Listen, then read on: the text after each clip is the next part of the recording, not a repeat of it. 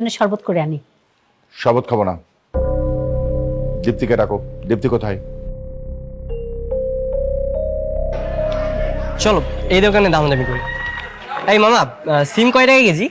একদম হস্ত 60 টাকা। আচ্ছা, এই দীপ্তি তুমি দামাদামি করো, ঠিক আছে? কম করে বলবো। মামা 10 টাকা করে দিবেন? এটা কেমন কথা মামা? আরে কম কিতেই এত কম নাকি? একটু বাড়িয়ে বলো। হ্যাঁ। মামা 50 টাকা করে দিবেন? 50 টাকা কয় কেজি? আরে তাই বলে কি এত বাড়াতে বলেছি? 10 টাকা দিয়ে 50 টাকা? আর একটু কমিয়ে বলো, 40 টাকা বলো, 40 টাকা। মামা শুনেন, আমরা বেশি বলে ফেলছি, 40 টাকা করে দেন, নাহলে আমরা চলে যাব।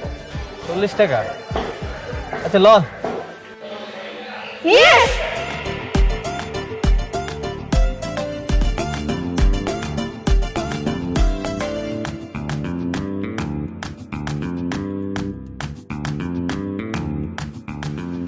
এই সাত সকালবেলা মেয়েটাকে না খাইয়ে বাজারে পাঠালা, এখন যদি পথে কিছু হয়ে যায়? কিছু হবে না ভাইজান, শান্ত আছে সাথে। হ্যাঁ শান্ত আছে।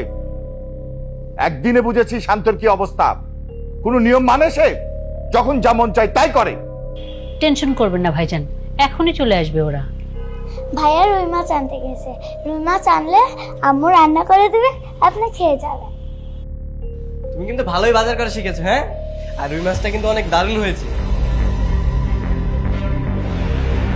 কি হলে দাঁড়িয়ে গেছো কেন?